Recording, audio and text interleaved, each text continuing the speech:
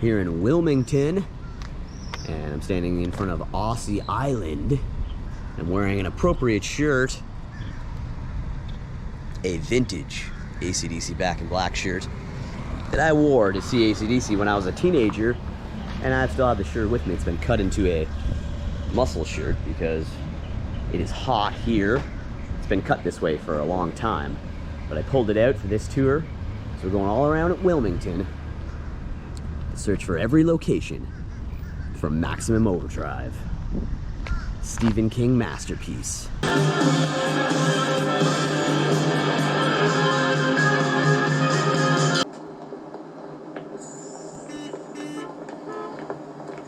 So where it said FU up here on the screen, that's now gone. But this building to the left is all that you can really still match up. It was all connected to this building. This concrete area is still the same. So you actually get a portion of this building to the left in the shot. But the bank itself is not here anymore, as it was in the film.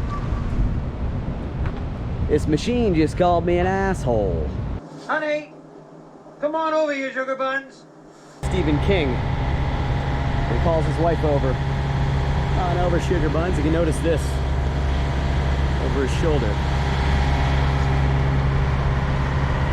Yeah, bank machine. It's been situated here. It's now a parking lot.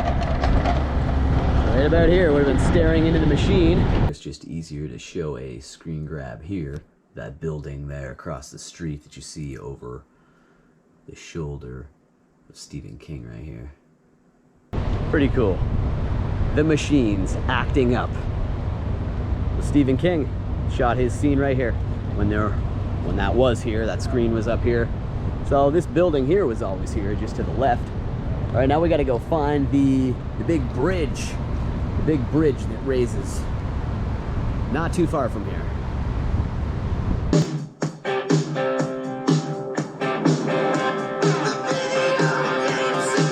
Beautiful sounds of AC/DC's Who Made Who. See all the trucks and everything going over the bridge. We'll take a ride over the bridge too. It was that centerpiece right there that raised. It had the AC/DC van and everything. There's not obviously AC/DC in there. They should have had the band in the film though. Pretty cool. So we'll walk up, get a couple of shots of the bridge. It can't be that light was going. Stop the car! Just the security tower here. Not much of a tower, but the security guards were talking. Here's the bridge that went up on both sides. Had the watermelon truck. The guy who jumped off the bridge.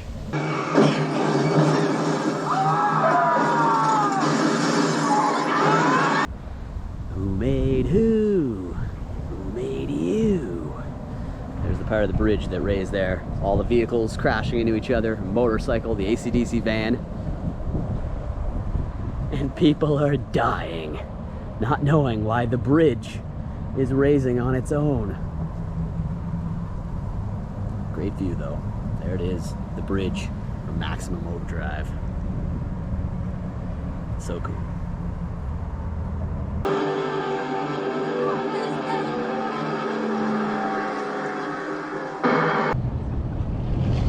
There we go. The appropriate shirt on. It is hot. Mr. Thrasha and the bridge. Infamous bridge from Maximum Overdrive. Too cool. Yeah, let's take a quick ride over it. Hopefully the bridge won't raise and won't meet our demise. Though it is so hot, wouldn't mind jumping in this water.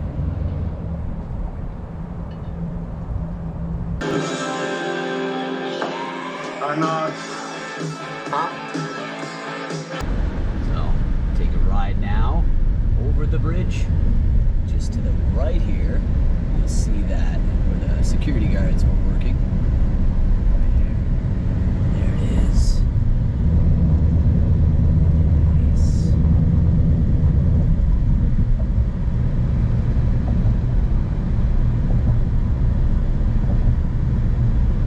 Wow. Movie location bridge. More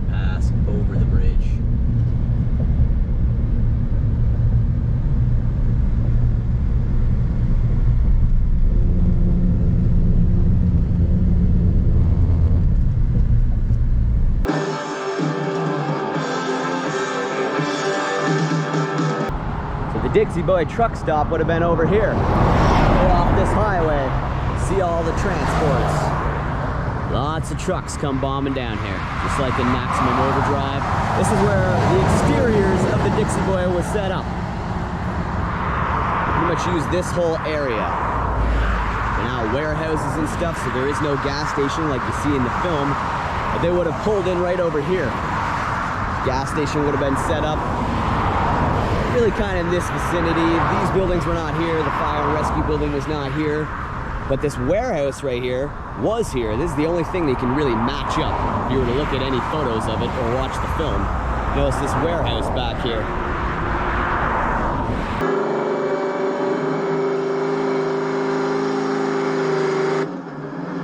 It would have had the gas pumps and everything where the trucks are doing the circles. Right, set up probably in this area. Somewhat over here and someone over here in this vicinity, because this Leland Fire and Rescue building was not here yet. But that warehouse behind it, I'll get a closer shot of that, can be seen in all the shots where the trucks are doing circles right here outside of the Dixie Boy. Screen grab of the entire area here when the Dixie Boy was all set up for filming. You had the gas pump set up here. Now you can still see this warehouse here to the left. And the fire station now stands right here. And here's that other warehouse there to the right at the back. So, truck stop entrance would have been right there, where the fire hall now stands. Pretty cool though, that still remains. And so does that.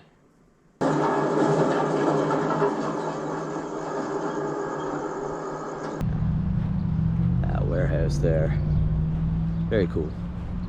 So I mean, that's screen used, that warehouse, seen in the film.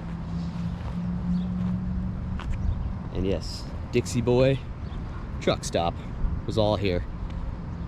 Obviously, seriously significant changes taking place. It's too bad it's not still there. It would be so famous because of Maximum Overdrive. But so before this building was here, this was the open lot. It's a comet. It's a sort of comet that they have to pass through.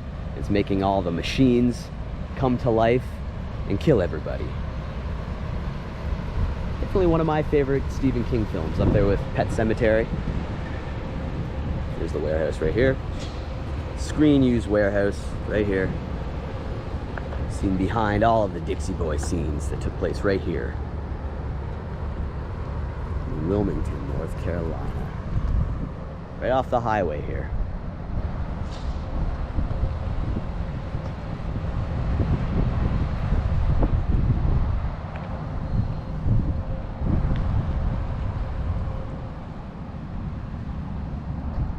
Hell's Bells. Hell's Bells is in the film. Shook me all night long. We'll be shouting out at quite a few AC/DC songs used in this film.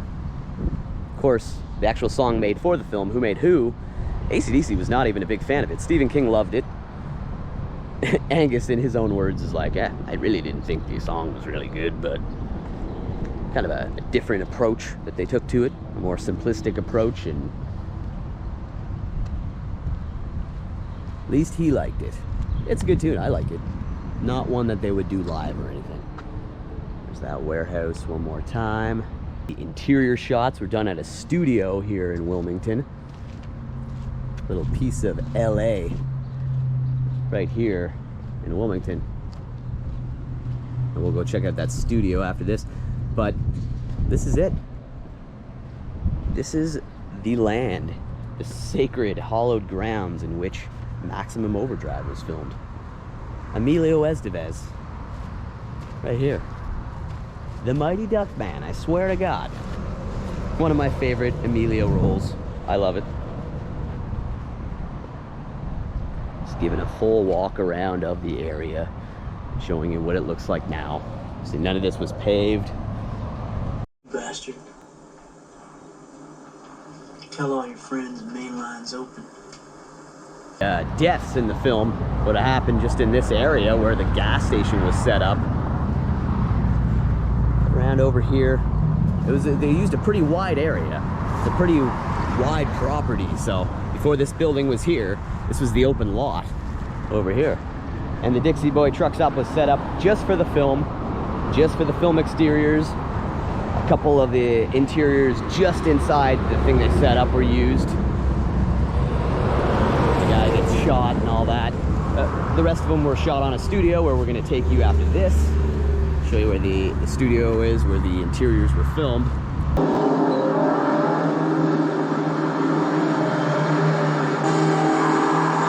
Zeke's father is killed. He doesn't see it coming. He shouldn't have taken like 5 seconds to scream as the truck's coming at him. He should have just dodged it. Train dodge. But that would have been just in the vicinity here where the Leland Fire and Rescue building is. Anyway, we got leveled. That was a good one. That was a good one. I was enjoyed the deaths in Maximum Overdrive. Deadly film. Deadly film. Love it.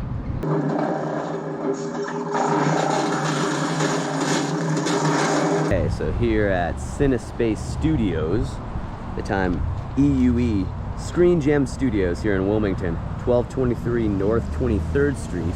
This is private property, but this is where they shot the interiors. Studios are here, legendary studios here in Wilmington.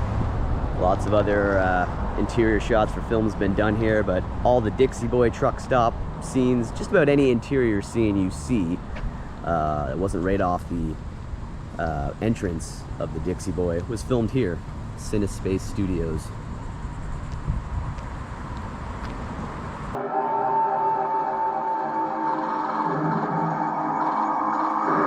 Nice palm trees here. Obviously we're not going to take an interior studio tour. They don't really give that. It's private property. Let's get a shot of the nice palm trees here. All those scenes inside the Dixie Boy, all filmed in there. The guy inside the arcade and everything, grabbing all the free cigarettes and everything. That would have been filmed here, CineSpace Studios.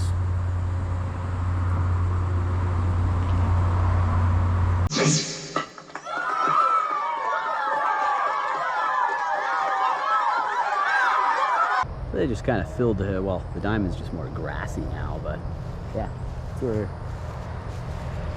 it's the first scene you get right there. Whole building here, seen better days, as has the diamond.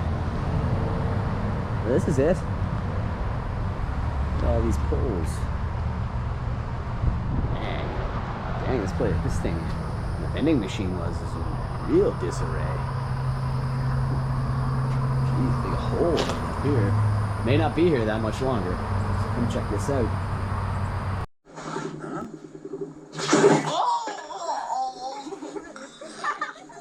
Funny.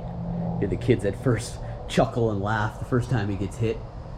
Then the second time when it hits him right in the head, you know something serious is going on. The machine would have been right here. Kneels over there. And then it was right over here where Zeke has to dodge the cans. The cans of soda are flying this way, and he hits the ground here and puts the umpire mask on his face just in the nick of time.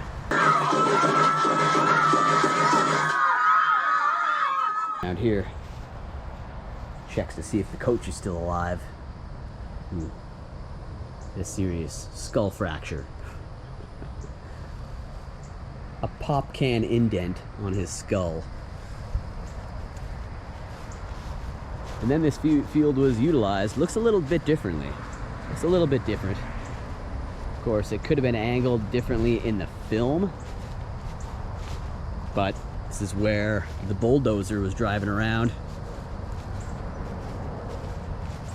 running over the children.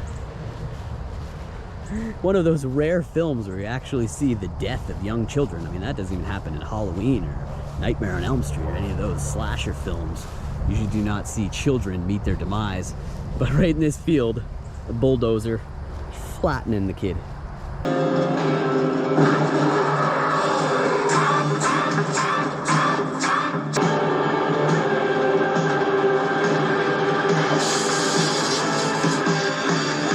More shots here. Zeke escapes. Zeke escapes and then he heads into the neighborhood. So we'll be covering all the neighborhood spots that you see. He's riding his bike through there, realizing that the machines are taking over. First, sees the Coke machine take over. Vending machine. It's a vending machine. I mean, these trees match up over here. You see these trees, when you get that shot of the coach getting hit by the first can before he falls to his knees, right here. Machine was set up there. So again, you can get a shot of those trees there. Same pole, same wall, same area. Alright, trying not to laugh out loud here while I'm showing this still. But look at this screen grab here. They've just removed this picnic area right here. Now it's just a concrete slab right there. But here's the vending machine. These trees still there today. Same poles, same trees. Sodas, I'm buying. What a great film.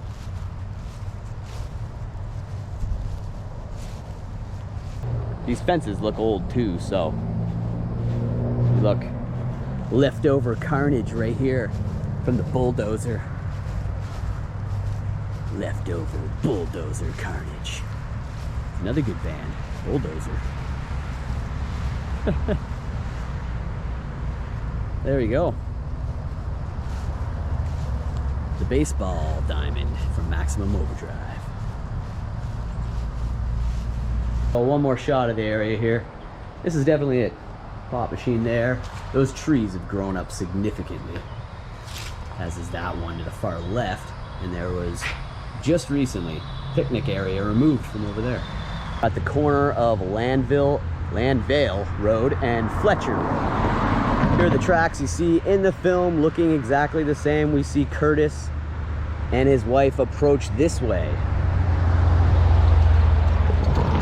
Pretty cool. These tracks from Maximum Overdrive. Pretty awesome. They come this way, pulling in here. It's now the Kicking Mule. This building itself has seen a little bit of change. It's this building here. This is where he finds first dead body over here.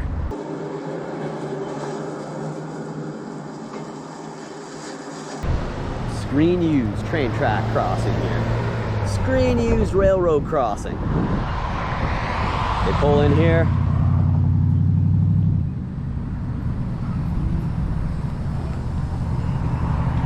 And this is actually where you get that funny line from his wife.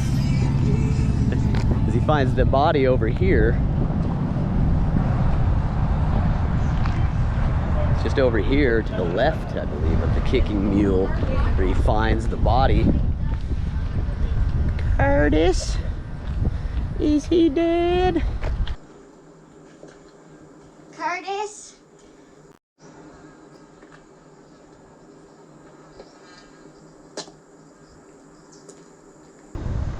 After she lets out that wailing scream, there was a truck. I believe it was a tow truck that was chasing them. It's over in this vicinity. It starts revving its engine.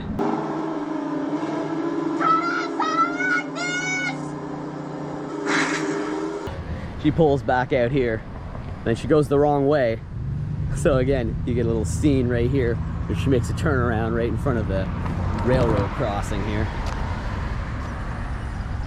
Pretty cool. There was a house that you could see in the film, but it's not here anymore, I don't believe. This whole intersection right here. Maximum Overdrive, pretty cool.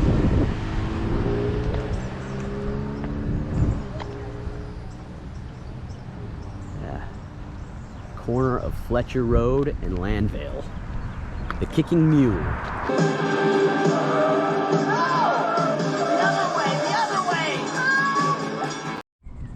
Okay. And then when we see the kid riding on his bike, noticing all the dead bodies everywhere, realizing what's going on, to the classic riffage of Angus and Malcolm Young. He's first coming down this road while all the sprinklers are going off.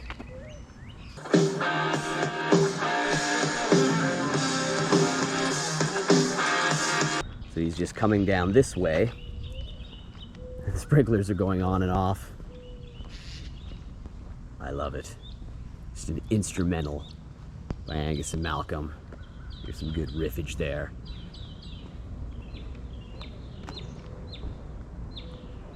There's the street here. Should get a look at it.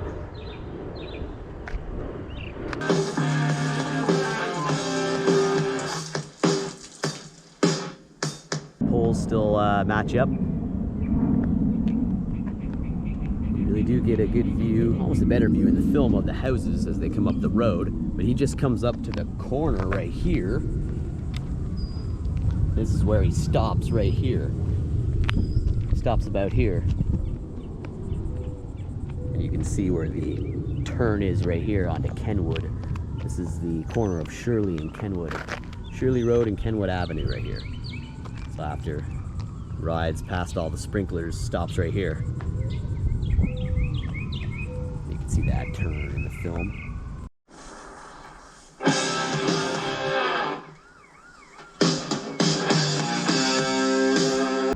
Then he's riding his bike over here on Perry Avenue. You see him over here on Perry Avenue. And there's a few things to point out on this street. As I said, it was just a mix of houses from different streets. They weren't all actually on the same street. Movie magic, right? But when he sees the dog, the poor little dog with the cop car in his mouth, it's right in this vicinity. Right around some of these crooked curbs.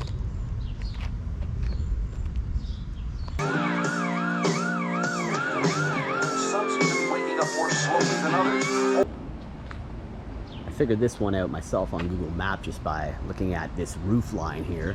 And I saw the number 1905, looked it up, saw the porch swing, went bang, there it is. But even when I was looking on the map, I noticed that the woman hanging out of the roof is not across the street. But there it is, there's the porch swing house. I wonder if anybody's ever rocked some AC/DC on a Walkman right there. That's cool. Screen used porch swing right there. Waking up more slowly than others. Only one thing is completely certain this morning, and that is no machine is to be trusted. You know, he looks to the left. This house is here. Dead guy with the Walkman right here on that exact porch swing. You're at 1905 Perry if you're looking for this. But then when he looks to the right, that woman hanging out of the roof window there, she's not there. It's not here. 'Cause that was on another street where we're gonna go next.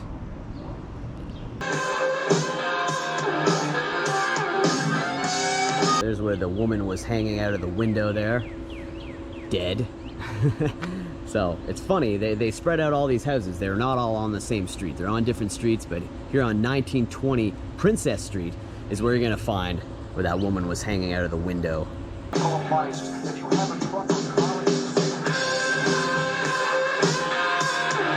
There's a screen grab here from above the dead girl in the window.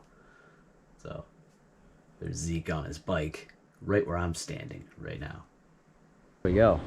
1920 Princess Street. One more time if you're looking for that, where the woman was hanging out of that window. Not on the street that he's on when he's actually looking up at the window, but this is it. 1920 Princess Street.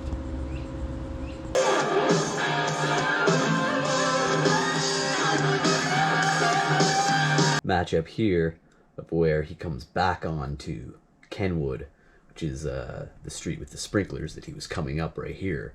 So he goes by this brown house, and you can still see this arrow sign still there today. Because he comes down here at the beginning of that scene when the sprinklers are going off, and then they show it again when the ice cream truck comes down this way. It's the same road. Again, you get a good shot of that arrow sign and that house at 2401. Also the road later, we see the ice cream truck come down here. Right down Kenwood and Shirley here, Kenwood Avenue. Ice cream truck comes down this way. It turns, you actually see this arrow sign right here. Not sure if that's been replaced or if that's the screen use sign right there, but that house at 2401, this brown house here, seen prominently in the film. It's the ice cream truck. Comes down this way.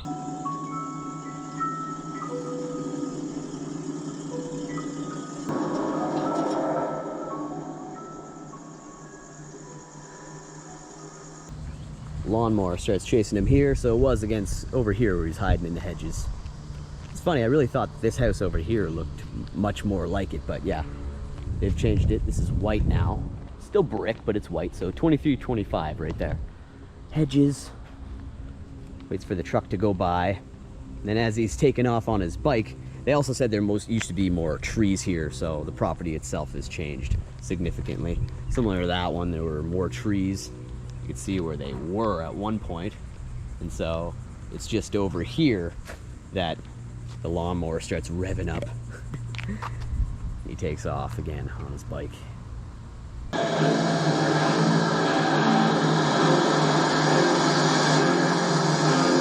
Down this road here. So this is where the sprinklers were going off when we first started hearing the riffage of Angus and Malcolm Young. Rest in peace, Malcolm Young. Die-hard AC/DC fan. I love all those studio recordings used only for Maximum Overdrive. You can see them on the, or hear them on the Who Made Who soundtrack. Simon Wright's drumming. Wasn't the original AC/DC drummer, but they redid a lot of the songs on Back in Black and stuff for the film. Kind of unfortunate that this old station that's not being utilized anymore, but clearly was a truck fill-up station at one point. It's too bad that is not set up over there where it was in the film. That'd be such a cool marker for anybody who comes to this spot. I don't think they really want you to come here looking for it, but there we go. This filming location tour needs a station and trucks. Pretty deadly. So we can pretend that that is just over here. Here we go, Maximum Overdrive. Is that 1986? Pretty cool. Just standing there, I can hear these sounds of Who Made Who going through my head. Or Hell's Bells. These, when they're filling up all the trucks with gas, giving them what they want. Hell's Bells. Great song choice for that scene. And they were cooking in the hot North Carolina heat. It can get to you. So I can imagine filling up trucks for hours on end.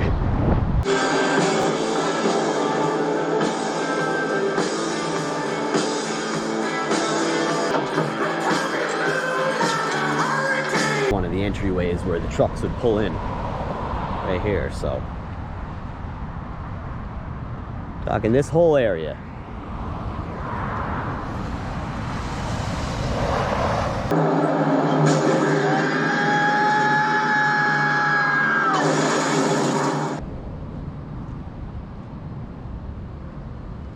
It ain't full yet. Like that guy. And some scenes done out here where he fires the bazooka out of the restaurant.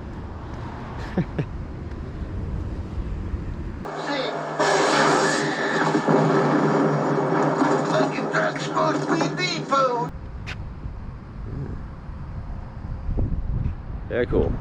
All right.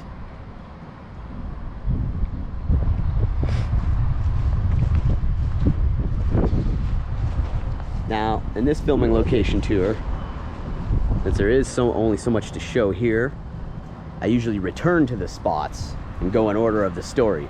I'll be doing that for the most part, but a little more cut and dry here. We're showing the Dixie Boy truck stop area at this point in the video, and then we'll move on with the tour.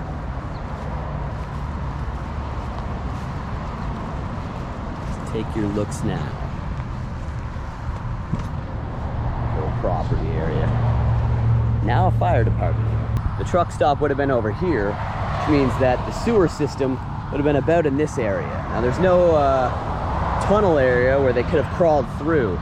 Feels in the movie like it was more or less over here. I'm just gonna scope out this area, cross the highway from where the truck stop was, and see if you can find one of those sewers that they crawl through.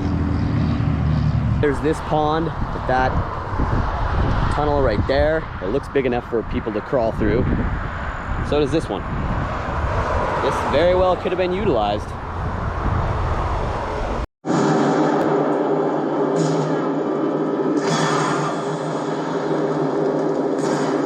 So now we're over here at Zapi Pizzeria in Wilmington, and this is the location where you see them pass behind this place right after they leave the truck stop. So they all got their guns and everything.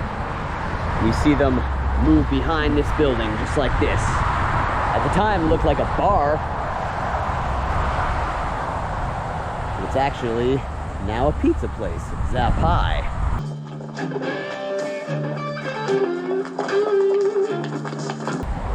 Machines were in control. Drive-through intercom guy starts coming to life, and Zeke grabs the gun, shoots it. That was right here. Then he hands over the gun and says, "I don't need this anymore." It's kind of like his little bit of revenge for them killing his father. That happened right here. This is for my dad, you not enough son of a bitch.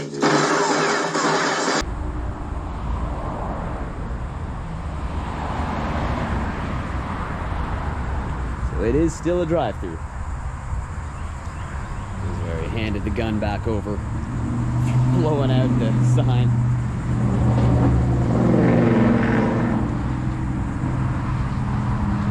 Emilio Estevez. The whole group of them right here. Pretty cool location. All right.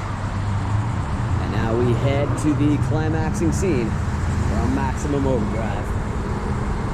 Pretty cool. Find this drive-through area. Well, it's the area here. Shot out the sign.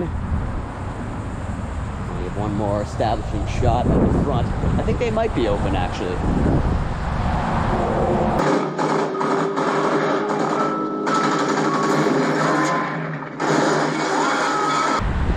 Big shout out to All Things 80s with Garrett. He hooked me up with this address location. I really appreciate you hooking me up with that address, man. Subscribe to All Things 80s with Garrett.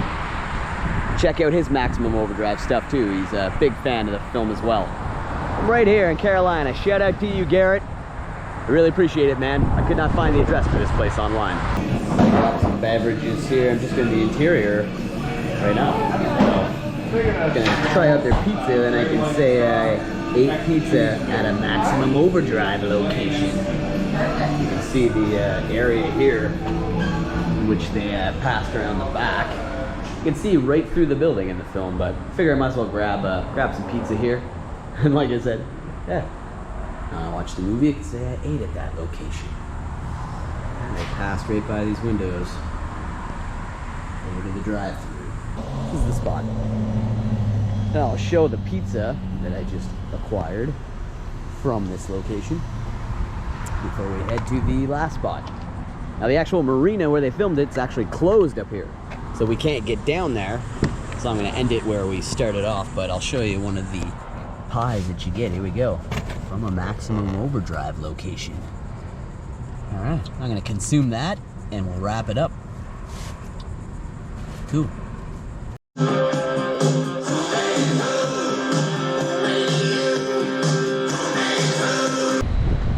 So at the end of the movie, they blow up the Green Goblin truck and they catch their boat and they sail off to AC/DC's You Shook Me All Night Long. A re-recorded version. It was not the original Back in Black lineup recording. It was re-recorded for the soundtrack, the Who Made Who soundtrack.